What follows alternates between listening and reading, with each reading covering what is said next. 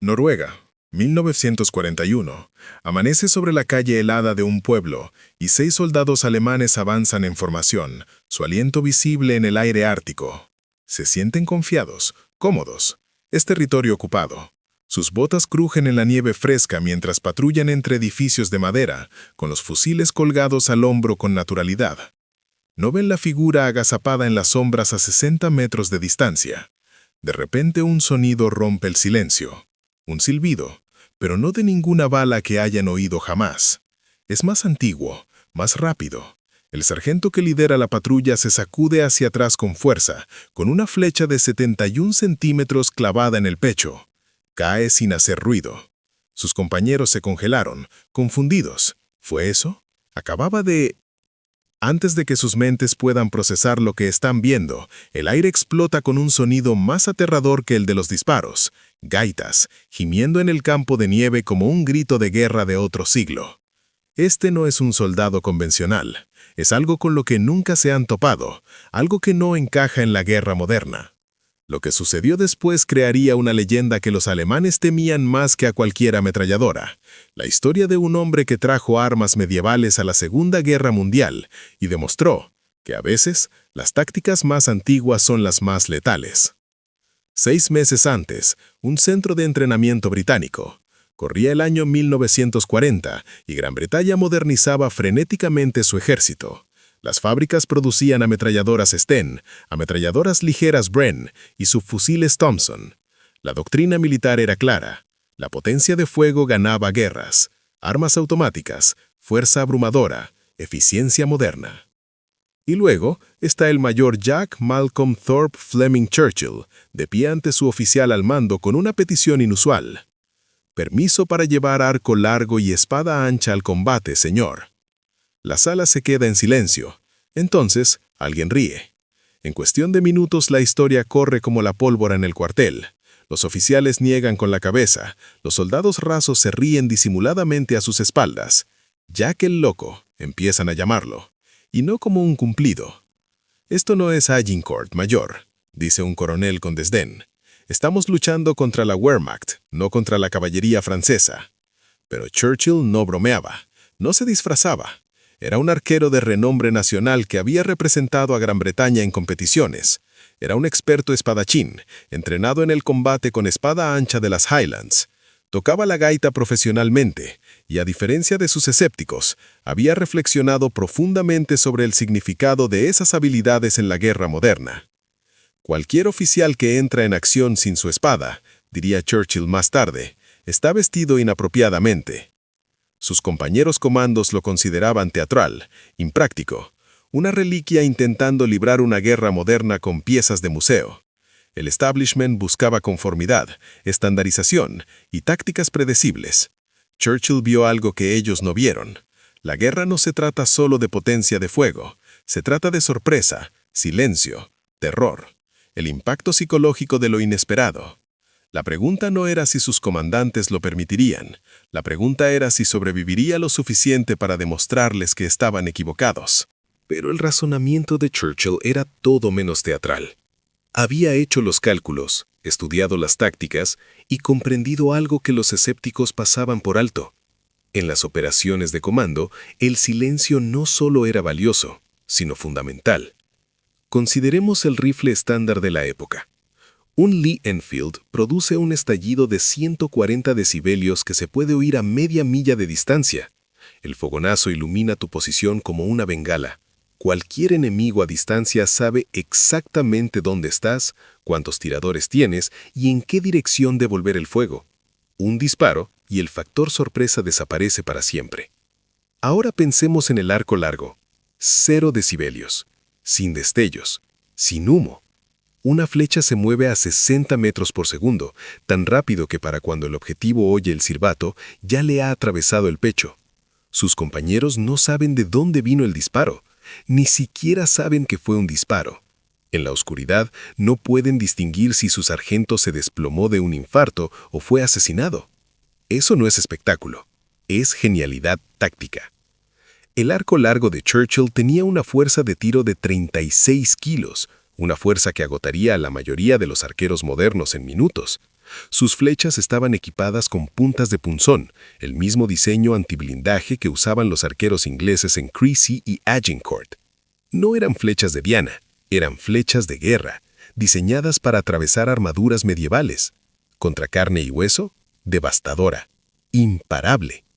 Su alcance efectivo era de 100 yardas con una precisión letal. Su radio de acción, donde quiera que la flecha impactara en el centro de masa, era prácticamente del 100%. Y Churchill practicaba obsesivamente, manteniendo técnicas que se habían perdido para la mayor parte del mundo durante 500 años. No era un aficionado que jugaba a ser un caballero medieval. Era un arquero de competición a nivel nacional que adaptaba la guerra antigua al combate moderno. La teoría era sólida. El arma era letal. El operador era un experto. Pero la teoría solo importa si funciona cuando los soldados alemanes responden al fuego. 27 de diciembre de 1941. Operación Archery. La isla noruega de Vauxhall se encuentra bajo ocupación alemana y la unidad de comando de Churchill llega a la playa en completa oscuridad. Su misión: destruir posiciones alemanas, recopilar información y eliminar objetivos clave antes de que lleguen los refuerzos. La velocidad y el silencio son cruciales. Churchill se ofrece voluntario para tomar la delantera. Su comandante duda. Ha llegado el momento de la verdad. O las armas medievales de Mad Jack funcionan, o los hombres mueren por su arrogancia. Churchill no espera permiso. Avanza, arco en mano, desapareciendo en la oscuridad del amanecer como un fantasma de otra época.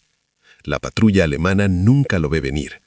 Churchill acecha por la nieve con paciencia depredadora, acortando distancias metro a metro.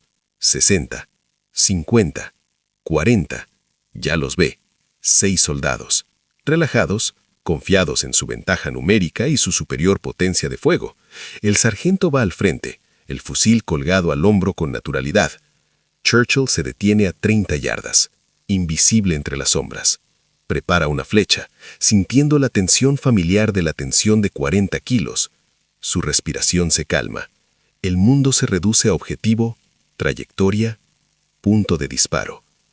Él dibuja, apunta, suelta. La flecha cruza 30 yardas en absoluto silencio. Alcanza el centro del cuerpo del sargento, atravesándole las costillas y el tejido pulmonar con brutalidad medieval. El alemán retrocede bruscamente y cae a la nieve sin hacer ruido. Sus camaradas lo miran fijamente, confundidos. Creen que se resbaló. Quizás se desplomó. Pasan varios segundos antes de que se den cuenta de que no se levanta. Todavía lo están procesando cuando Churchill le indica a su unidad que avance. Y entonces las gaitas empiezan a sonar. El sonido es primitivo, aterrador, resonando por el paisaje helado como el grito de una banshee. Los soldados alemanes asocian ese sonido con una sola cosa: feroces guerreros de las tierras altas cargando con acero frío. Su entrenamiento nunca los preparó para esto. Churchill desenvaina su espada y lidera el asalto, con las gaitas resonando y el acero medieval brillando a la luz del amanecer. La posición alemana se derrumba en segundos. Algunos intentan contraatacar, la mayoría simplemente huye. La unidad de Churchill invade la posición con mínimas bajas, logrando todos sus objetivos antes de que el enemigo pueda montar una defensa coherente. No fue suerte. No fue una maniobra, fue superioridad táctica por medios poco convencionales. Los escépticos de la unidad de Churchill ya no se ríen. Están demasiado ocupados viendo a un guerrero medieval ganar una guerra moderna. Durante las siguientes 72 horas, Churchill convierte la operación Arquería en una clase magistral de guerra no convencional. Segunda muerte. Un centinela alemán montaba guardia frente a un puesto de mando. Su compañero se gira durante 3 segundos para encender un cigarrillo. La flecha de Churchill le atraviesa la garganta a 40 yardas. Cae en silencio. Cuando su compañero se gira, encuentra a su camarada muerto en la nieve, sin disparos, sin explosiones, sin explicación. Solo una flecha medieval asomando de su cuello. Muerte número 3. un oficial alemán que estudia mapas desde una ventana del segundo piso. Churchill lo ve a 60 metros de la plaza del pueblo.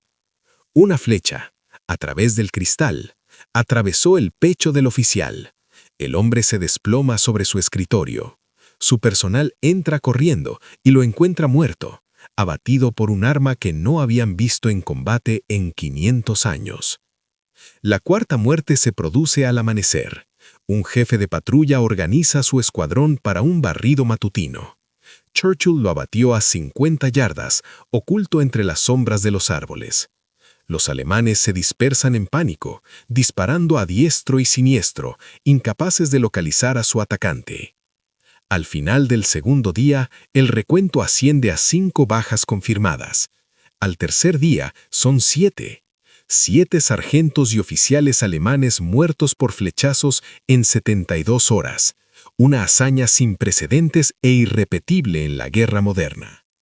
Pero el arco largo es solo una parte del ataque psicológico de Churchill. Durante un combate, asalta una posición defensiva alemana con su espada desenvainada, mientras las gaitas retumban bajo el fuego de las ametralladoras. Los alemanes se dispersan y huyen. Churchill captura personalmente a 42 soldados enemigos, no con balas, sino con 1 metro de acero de las tierras altas y pura audacia. La leyenda se extiende como la pólvora. Los comandos británicos dejan de llamarlo Jack el Loco como burla y empiezan a usarlo como título de respeto. Las fuerzas alemanas empiezan a difundir advertencias. Cuidado con el Verrückter Engländer mit dem Bogen, el inglés loco con el arco. Los jefes de patrulla de la Wehrmacht reciben informes de un oficial británico que mata en silencio en la oscuridad, que toca la gaita bajo fuego enemigo, que lucha con armas medievales y sobrevive. En Gran Bretaña, los escépticos descartaban los informes como exageraciones, propaganda, imposible. Entonces llegan los informes posteriores a la acción, confirmados por múltiples testigos y documentados por agentes de inteligencia. 7 bajas confirmadas con arco largo, 42 prisioneros capturados con espada, 0 bajas aliadas en las operaciones directas de Churchill. Las repercusiones tácticas son inmediatas. Las patrullas alemanas en territorios ocupados se vuelven paranoicas, duplican la guardia, evitan la oscuridad. Su moral decae al darse cuenta de que las tácticas defensivas convencionales no funcionan contra un enemigo que mata en silencio desde las sombras que no puede ver. La filosofía de Churchill demuestra ser rotundamente correcta. La guerra es tanto psicológica como física. El miedo es tan efectivo como la potencia de fuero. Y a veces, el arma más aterradora es aquella que el enemigo nunca ve venir.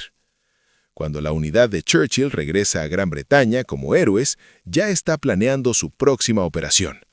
El arco largo lo acompaña. El éxito de Churchill no solo ganó batallas, cambió la doctrina. El liderazgo de los comandos británicos comenzó a estudiar sus tácticas al darse cuenta de que el silencio y la sorpresa podían ser más valiosos que una potencia de fuego abrumadora en operaciones específicas. Otras unidades comenzaron a experimentar con armas no convencionales, ballestas para la eliminación silenciosa de centinelas, armas de fuego con silenciador, cuchillos arrojadizos y garrotes. Churchill había demostrado que obsoleto no significaba ineficaz, sino inesperado. Y el propio Churchill siguió luchando. Italia, 1943. Yugoslavia, 1944. El arco largo y la espada ancha lo acompañaron a todas partes, acumulando nuevas muertes confirmadas y docenas de prisioneros capturados a punta de espada. Su reputación alcanzó proporciones míticas. Llegó mayo de 1944. Churchill lideró una incursión en Yugoslavia que salió catastróficamente mal. Superado por número y rodeado, fue capturado por las fuerzas alemanas tras quedarse sin munición. Había matado al último soldado enemigo con su espada antes de verse abrumado. Incluso en cautiverio, su reputación lo precedía. Los guardias alemanes lo trataban con una extraña mezcla de miedo y respeto. Este era el Verrückter Engländer, el hombre que había aterrorizado a las patrullas de la Wehrmacht durante 3 años. Lo mantenían bajo estricta vigilancia, convencidos de que era excepcionalmente peligroso incluso sin armas. Tenían razón. Churchill escapó 2 veces.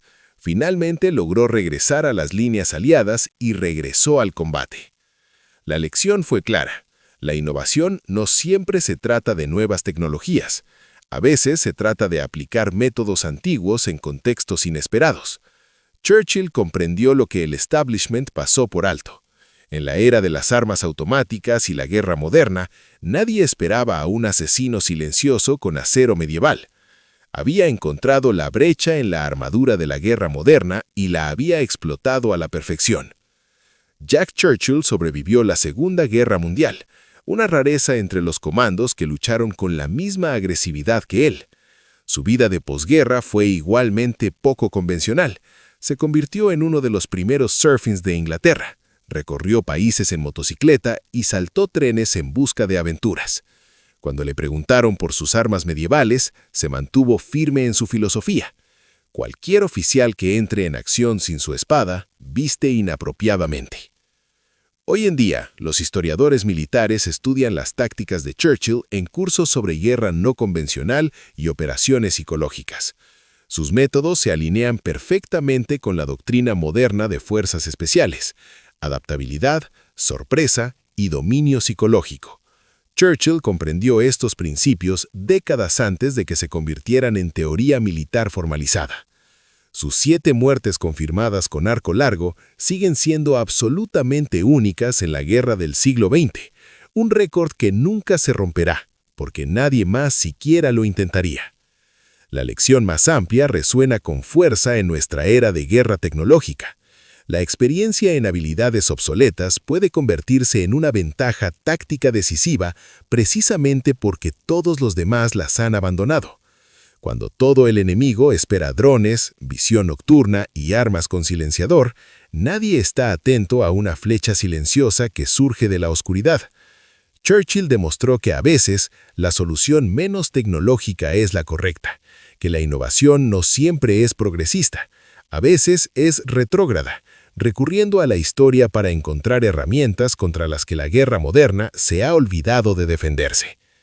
En una era en la que la tecnología militar avanza constantemente, Mad Jack Churchill sigue siendo un recordatorio. El arma más peligrosa no siempre es la más nueva. Así que va mi pregunta. ¿Qué habilidad obsoleta crees que podría resurgir en contextos modernos? ¿Arco y flecha? ¿Esgrima? ¿Algo completamente distinto? Deja tu opinión en los comentarios.